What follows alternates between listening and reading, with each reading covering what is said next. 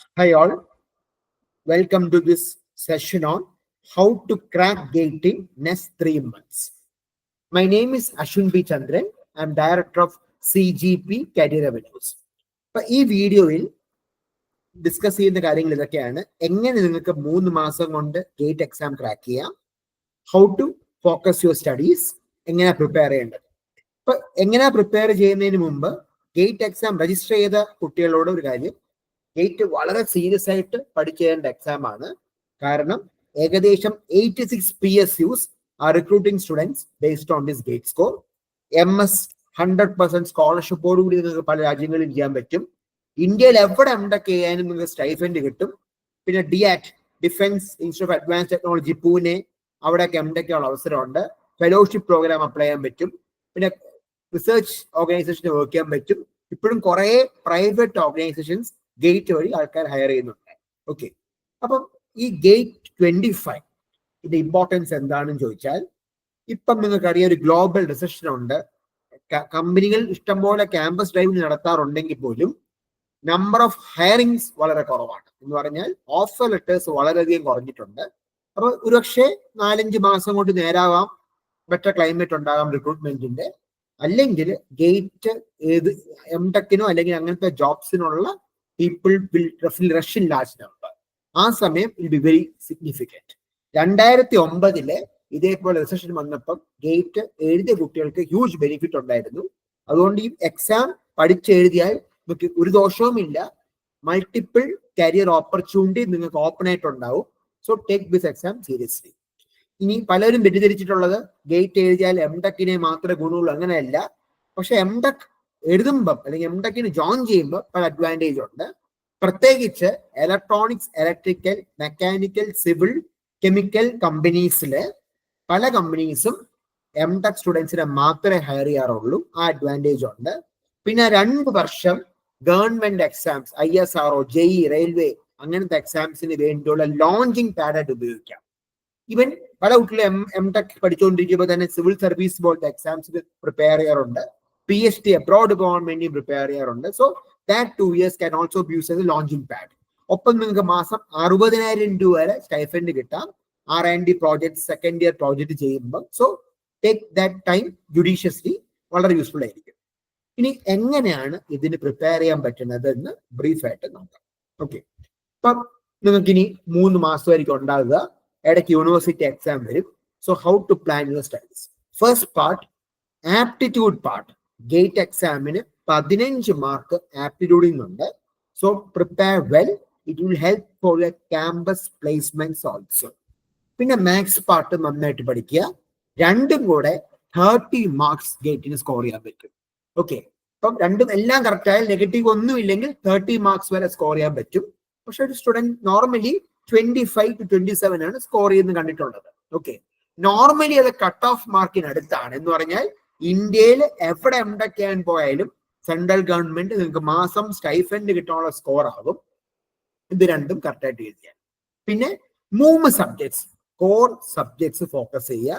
25 mark കിട്ടാൻ chance ഉള്ള 3 subjects focus ചെയ്യുക. മാത്സ്, ആപ്റ്റിറ്റ്യൂഡും കൂടാതെ. ഇലക്ട്രോണിക്സ് സ്റ്റുഡൻസ് ആണെങ്കിൽ ഇഷ്ടമുള്ള 3 സബ്ജക്ട്സ് ചൂസ് ചെയ്യാം. കമ്മ്യൂണിക്കേഷൻ എടുക്കാം, സിഗ്നൽസ് എടുക്കാം, കൺട്രോൾ സിസ്റ്റം എടുക്കാം, നെറ്റ്വർക്ക് അനാലിസിസ്. അങ്ങനെ നിങ്ങളുടെ കോർ സബ്ജക്ട്സ് ഇത് 3 ശരിക്കും ഫോക്കസ് ചെയ്ത് ചൂസ് ചെയ്യുക. Which can give 8 marks each. Computer science students ആണെങ്കിൽ theory of computation, DBMS, OS, network, data structures, ഈ സബ്ജക്ട്സ് ചൂസ് ചെയ്യാം. ഓക്കെ, എക്സാമ്പിൾ പറയുന്നതേ ഉള്ളൂ.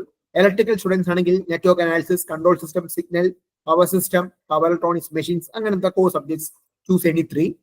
മെക്കാനിക്കൽ ആണെങ്കിൽ മെഷീൻ സബ്ജക്ട്സ് ഉണ്ട്, thermodynamics, thermal, HMT, industrial, manufacturing, SMFM, ഇതിൽ നിന്ന് സബ്ജക്ട്സ് 3 സബ്ജക്ട്സ് ചൂസ് ചെയ്യുക.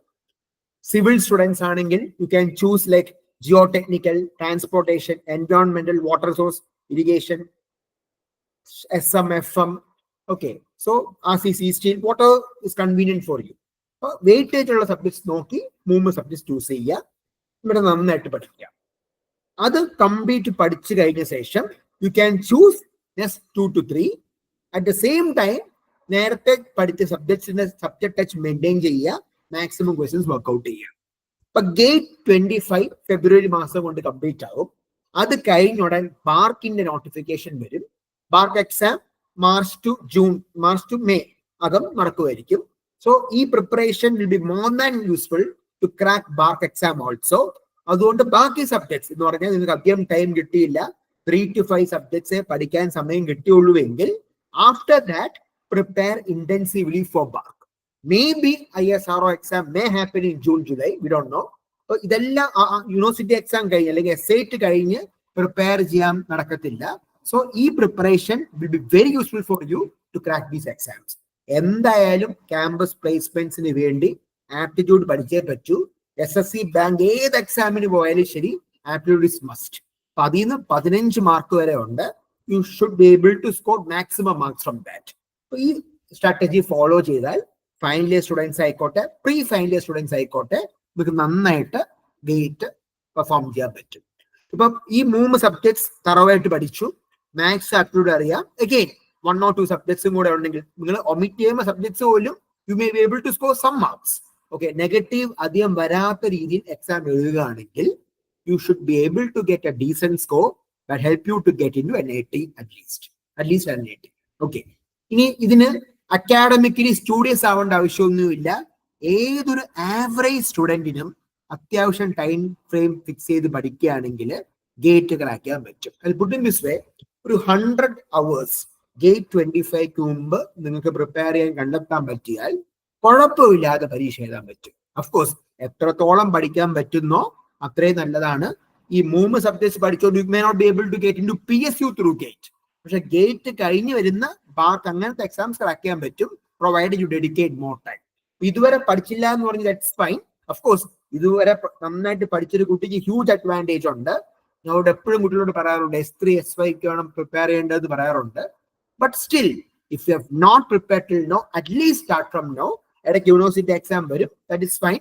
ആ ടൈം പഠിക്കേണ്ട. എന്നാൽ പോലും നിങ്ങൾക്ക് ഈ പറഞ്ഞ ടൈം കണ്ടെത്തുകയും ഗേറ്റ് ക്വാളിഫൈ ചെയ്യാനും പറ്റും. അപ്പം പല കുട്ടികളും ഈ എക്സാം സീരിയസ് ആയിട്ട് എടുക്കാറില്ല. കാരണം MTech ആണ് ഗേറ്റിന്റെ ഏക മാർഗം, വി ഡോണ്ട് ലൈക്ക് MTech അങ്ങനെ കണക്കാക്കാറുണ്ട്.